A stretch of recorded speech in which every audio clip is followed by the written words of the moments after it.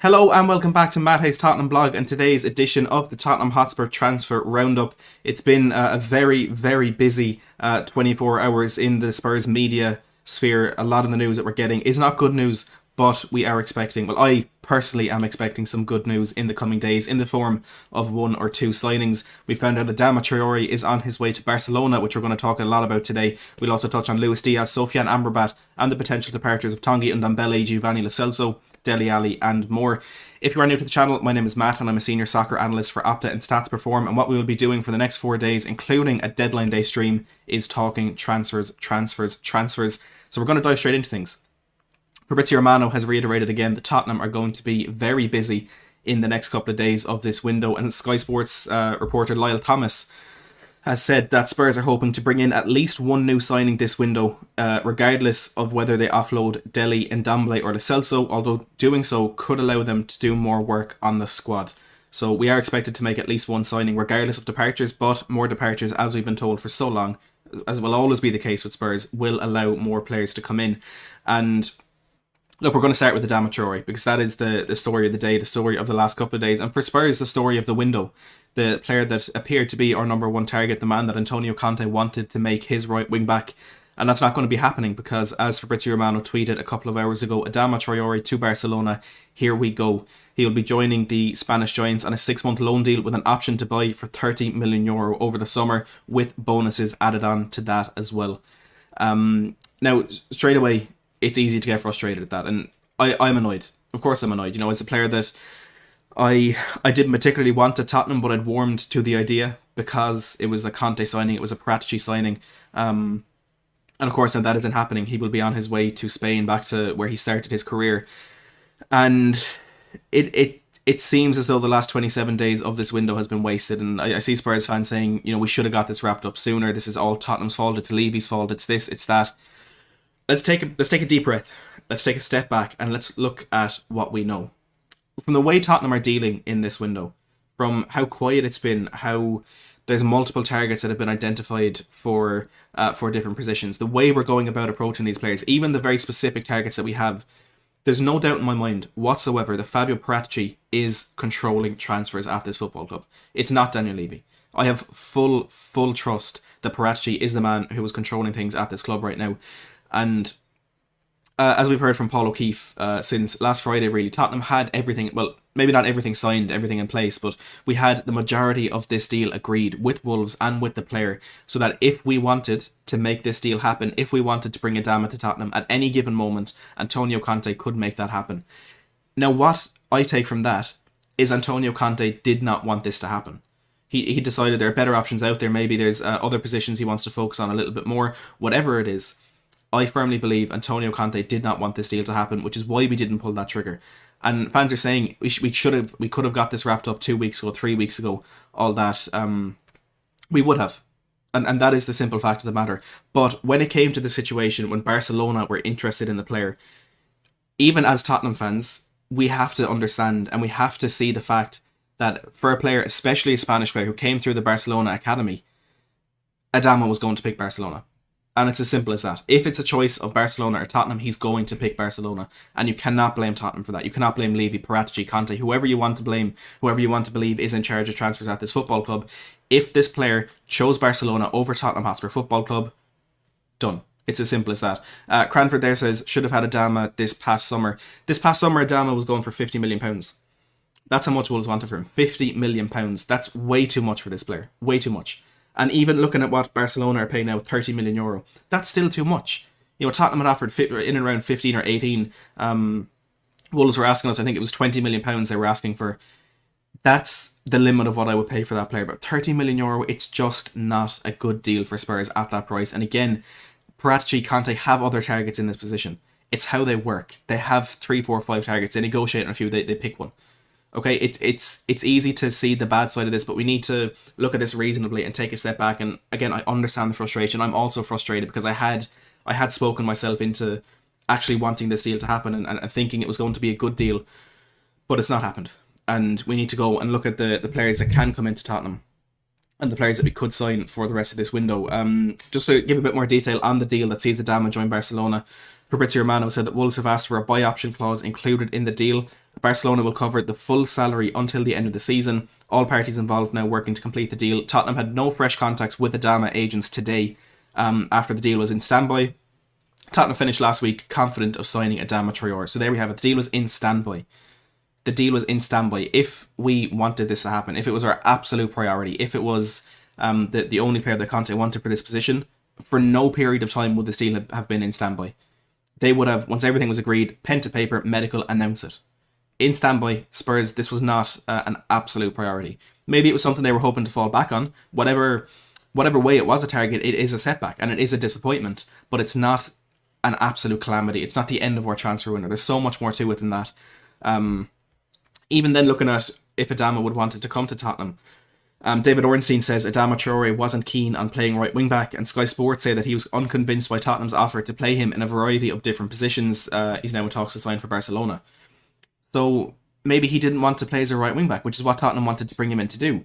And then you come to the question, would you rather sign a player and play him in a position he doesn't want to play just for the sake of appeasing the fans or just for the sake of getting a deal over the line? Or would you like to go for other targets, as we have? Other targets that want to play in that position or can play in that position. Because it's easy to forget that Adama isn't a right wing back. You know, there's just so much that needs to be taken into consideration, and the frustration that has built up over the window, I think, has come to the fore and has blown up in the last couple of days. And let's just wait and see how it pans out. We got Bobby. Bob's in the live chat. Bob, absolutely incredible to see you in the live chat. Really, genuinely, really, really good to see you in here. The super chat, thanks a million for that. It says identity, direction, and philosophy. I've been asking for since Poch went. We have none of them now. Just a mishmash. Thanks for all the love, Bobby. All the love is entirely deserved. And again, really, really great to see you back in the live chat. And it doesn't seem like too much to ask for identity, direction, and philosophy, because we're a massive football club. I think we're the 11th richest football club in the world, and everything that you're asking for there is everything that we had under Pochettino. We had an identity, we had that direction, we have that philosophy. We do seem to be missing that right now. But, and again, it's easier for me to say as a younger fan compared to you, Bobby, or Brian Ireland, I'm seeing the live chat as well.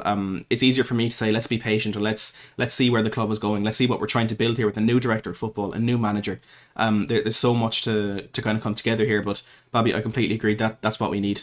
And at the moment we don't have it, but let's see how things come together under this new management, I suppose.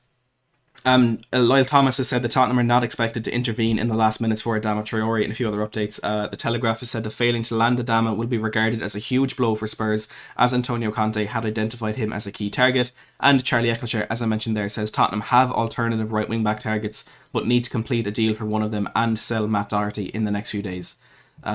So maybe a Doherty departure is key for bringing in a new right wing back, but one player that seems to be the priority for Tottenham, seems to be the main player that we want to bring in, and the one that we are negotiating with heavily at the moment is Luis Diaz, the forward for Porto. Fabrizio Romano has said that Tottenham are working on signing Luis Diaz. The player is prepared to accept a move to Spurs if both clubs find an agreement. Spurs are still far away from Porto's valuation for the player. Look, again, it's kind of what we expect at this, but I'm not giving up hope in this deal happening. I don't think it will, but there is a chance for it to happen. And again, as I mentioned on my streams in the last couple of days, you can look at all these players that we missed out on in recent years, the Dybalas, Skriniars, Grealish, Coutinho, Bruno Fernandes, all these players, all these big signings that we were going for that felt too good to be true, that fell away because Levy wanted to change the structure of the deal for Fernandes, or we couldn't agree image rights prices for Dybala, all this crazy stuff. It feels as though this deal will fall into that category, and it feels as though we will miss out on this over a fiver, or over, you know, what colour ink we use to sign the contract. It just feels that's the way it's going for Tottenham. But as I mentioned, with this management, with Paratici in charge of transfers, the only deal that we've had that kind of falls into this scenario, falls into this category, is Christian Romero. And well, we got that deal over the line. And for a bit, I remember it was, I did a Friday night stream, 7 o'clock. It was all positive. We were waiting for the here we go. We were really, really looking forward to getting that done. And then by 11 o'clock, Gianluca Di Marzio came out and said, it's not happening. This has gone wrong. This has gone wrong, whatever. And then the next day, I'm pretty sure we got the here we go from Fabrizio Romano. So that one looked as though it was falling apart. But yeah, what we have with this management in terms of these big deals, the only past thing we have to fall on is Christian Romero, and hopefully it goes that same path. Hopefully we end up with Luis Diaz. But if we don't, as I was speaking to Henry Wright on Twitter a while ago, and he was giving out about not getting Jules Koundé and Pau Torres and this player and that player. And yes, you can blame Tottenham for that, to some extent. You can blame them for not getting these players. But we don't have Champions League football. Pau Torres didn't join us because he wanted to stay in Villarreal and play Champions League, and Jules Koundé preferred to join Chelsea over us because he wanted to get Champions League. There's only so much we can do, and only so many players we can buy when we don't have Champions League football. And that is why I've been saying it's so important that we get business done this January, even if it's not the ultimate player that Conte wants, even if it's a 6-month stopgap like what I think Amrabat will be. That will help us get in the Champions League. So in the summer, when we have our big window, we have Champions League football, and then we can attract the Pau Torres of the world, or the Koundés, or the Luis Diaz's, whatever it is. It's going to be so much easier when we have Champions League football. So there's only so much we can demand in the transfer window when we don't have that Champions League football. And look, having said that, Alistair Gold has said there is a growing hope at Tottenham that they might be able to sign Luis Diaz. Spurs are throwing everything at it as this deal is now their priority. So growing hope, which is the main term that we're getting from this, quite a bit. Quite some reports that are different to each other in terms of how far away we are from actually getting that deal done. But Alistair Gold says it is our priority. And he also says, I keep hearing that George Mendes will be involved as some kind of intermediary with Porto because of his relationship with Paratici and with the club in Portugal. If that is the case, that might be to Tottenham's advantage. So George Mendes, who is the man who offered Adama to Barcelona that made that deal fall through, for us, is helping in this one. He's an intermediary between Tottenham and Porto to try and get this deal done. Lyle Thomas has said in the last hour or so that Tottenham are continuing talks for Luis Diaz today, one of a number of targets before the deadline. Dan Kilpatrick as well, coming out with a bit of confidence, says Tottenham still remain hopeful of sealing a deal for Luis Diaz before Monday's deadline. However, Tottenham and Porto remain apart on their valuations. Charlie Eccleshare says Porto are holding out for much more money for Luis Diaz, but other opportunities may well open in the next few days, with Tottenham having multiple players on list of targets. And again, that is Paratici's signature. Multiple targets. And it's very, very possible. And look, we won't feel this way, or some Spurs fans won't feel this way if we end up getting a different winger.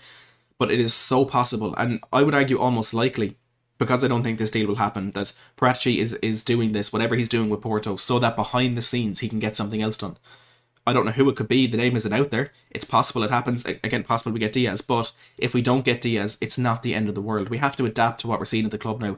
We have to adapt to the new people that are in charge of these transfers, and yes, the frustration will be more, but let's wait until 11:01pm on Monday night before we judge all this. David Ornstein says Luis Diaz is a player that Tottenham like, but there are targets ahead of him on the club's wish list.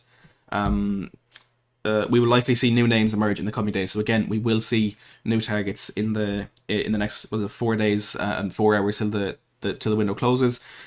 Kabe Salakal with a bit of a weird one. He says Tottenham are not far away from agreeing a fee with Porto for Luis Diaz. There is just a £4 million difference. Now, as far as I know and as far as everyone I've spoken to, that is utter crap. We're not within 4 million of agreeing a deal there. But Tim Vickery was also on Sky Sports, and he said this is the way Tottenham like to do business. Sniff around whilst the window is closing and come in with cheaper offers than the club would like to accept. OG Lowe says there in the chat, this guy is Levian. I'm not Levian. I'm really not Levian at all. I want him to go. I've always been Levy out. I had my Enoch out banner that's not up there now. I want Levy to go. But I don't see the point in blaming him for absolutely everything. Because he is not at fault for everything. I don't think he's in charge of transfers now. I think it is Fabio Paratici. But I feel there are people who are so stubbornly and so strongly Levy out that they blame him for things that aren't his fault, which then in turn affects their credibility when blaming him for something that is his fault. And you kind of ignore what they're saying or don't really take it too seriously, because if the price of a hot dog in the stadium goes up by 5 cents, they're tweeting about it and they're blaming Levy for it. Let's blame Levy for the things that are Levy's fault. I'm not Levy in, I am Levy out, but in a balanced manner, if that makes sense. A few reports from Portugal that I think we have to take with a massive grain of salt. Steve Radisar, good to see you in the live chat. Pipe Sierra has said after Spurs there was another big Premier League club that could soon make an offer for Luis Diaz. He also tweeted Luis Diaz with a few hour clock emojis. What that means I don't know, but hopefully it means to Spurs let's wait and see. Record Portugal say that there is a real possibility that Liverpool will put in a bid for Spurs target Luis Diaz before Monday's deadline. And Ojogo say Tottenham have not given up on signing Luis Diaz and are aware that they must raise their offer to at least €60 million to enter into negotiations with Porto. And the bid that we made at the moment, I don't think is entirely confirmed from every source, but kind of balancing out what we have seen, it looks as though it's a €45 million offer with €10 million in add-ons. So reaching €55 million. We need to up that to 60, and I would assume we need to offer 60 up front and 60 straight to make that happen. His release clause is €80 million, and there's some reports that is what Porto want to let him go in the January window, but there's so many different rumours out there. We have to take all of them with a pinch of salt. Now, one deal that is looking likely to be finalised, and I'm not going to say I think it's going to happen anymore because I just don't know. I don't know with Spurs, I don't know with Paratici. But that is Sofiane Amrabat. And Sky Italia say Tottenham want to move a midfielder on before signing Sofiane Amrabat on an initial loan. And Ndombele or Ali, I feel, is one of those midfielders, if not both of them, to move on. And the Telegraph are saying that Tottenham are now pushing ahead to sign Sofiane Amrabat, but must offload at least one player before adding to Antonio Conte's squad. A few other players just to quickly mention. Fabrizio Romano has said that Tariq Lamptey is a right wing-back target for Tottenham, but Brighton do not want to sell in January. Romeo Agresti has said that Juventus refused to sell Weston McKennie to Tottenham a week ago. McKennie and Locatelli are untouchable midfielders for the club. Antonin Barak has been involved in a few rumours today. La Rina Italia said that Tottenham are ready to offer €20 million plus Ryan Sessegnon on loan to Hellas Verona for Antonin Barak. Paratici has discussed this with the Italian club in recent days. Matteo Moretto came out and quashed that one, saying the Barak rumours are involving Sessegnon swap deal are totally fake. And finally, Andrea Cambiasso is a new name that we've seen today, with Gianluigi Langari saying that Spurs are interested in Andrea Cambiasso. Alongside Juventus, Inter, Atalanta and Napoli, Genoa are keen to keep him until the summer. Now, as we know, we need outgoings to get some ingoings, and it seems so that will happen with Tanguy Ndombele to start off. Fabrizio Romano has said that Tanguy Ndombele is expected to leave on loan. Tottenham are confident. Dan Kilpatrick has said that Tanguy Ndombele is not interested in joining Everton or Valencia, who have both been linked with his heart set on a reunion with Poch at PSG. Now, as we found out yesterday, Valencia do seem to have a deal in place with Spurs to sign Tanguy Ndombele on a 6-month loan deal if the move to PSG doesn't materialise. It's a bit of a strange one because we know the situation with Ndombele is that the club who loans him have to pay his full wages, and to be honest, do Valencia have £200,000 a week to say to pay a player like Ndombele? I don't really know. I'm seeing some things in the comment there about DiMarzio saying there's a deal close. I'll keep an eye on that on Twitter, but I haven't seen anything just yet. So we move on to Dele Alli when I have a look for that one. Fabrizio Romano said the same on Ali as he did on Ndombele, that Dele Alli is expected to leave on loan. Again, Tottenham are confident on these outgoings. Michael Bridge on Last Word on Spurs last night said that there is no concrete interest in Dele Alli at the moment. And speaking of Last Word on Spurs, I will be on there at 8:45 tonight with Ricky Sachs and Lyle Thomas of Sky Sports for a big transfer show, so do make sure to tune into that one. And speaking of Lyle Thomas, he has said in the last hour or so that Giovanni Lo Celso does not appear to have a concrete option for a Tottenham departure just yet. So those are the three midfielders we're trying to move on. It's looking likely that Ndombele and Ali will leave the club, but Lo Celso at the moment just doesn't seem to have any takers.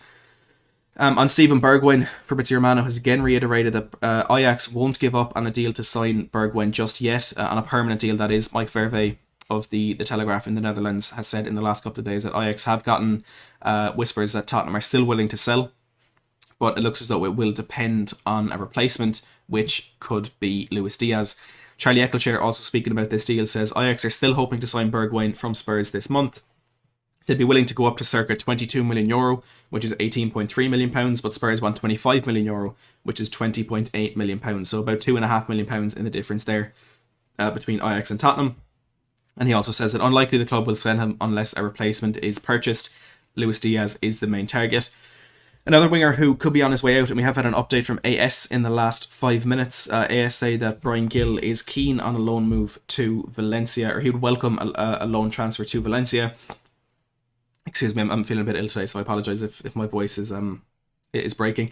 Fabrizio Romano says that Valencia are still waiting for Tottenham's decision on the Bryan Gill loan. They also have Samu Castillejo in the list. And Tuna Mercado say that Valencia are prioritising a loan move for Tottenham winger Bryan Gill.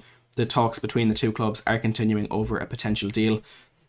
One other report, I always do the lesser or unknown reliability reports at the end. We actually only have one in that group today, and it is from German outlet Kicker, who say that Tottenham are interested in Alexander Nubel, the young German goalkeeper for Bayern Munich.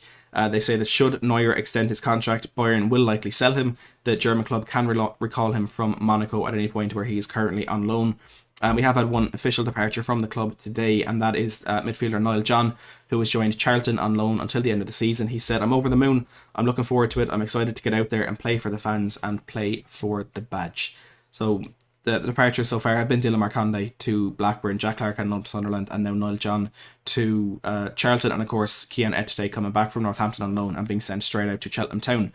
No big departures, no big incomings yet for Spurs, but hopefully that will change over the coming days. I know the faith is quickly fading in that. I'm still keeping hope. I'm still expecting at least 2 signings from Tottenham. And look, I've been wrong before, so let's not pretend I wouldn't be surprised if I was wrong again. Just an update on a player that Tottenham fans wanted as well. Romano was just tweeted about 20 minutes ago. Dusan Vlahovic to Juventus. Done deal, and here we go. So look, Luis Diaz is the main target for Tottenham. We are still in negotiations for him.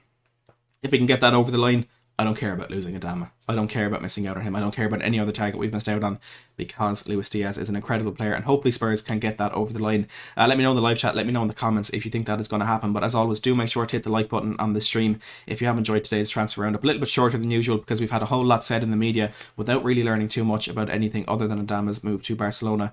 So please do make sure to hit that subscribe button down below as well if you want more of these updates in the next 4 and a bit days for the rest of this transfer window. But for now, and as always, thanks for watching.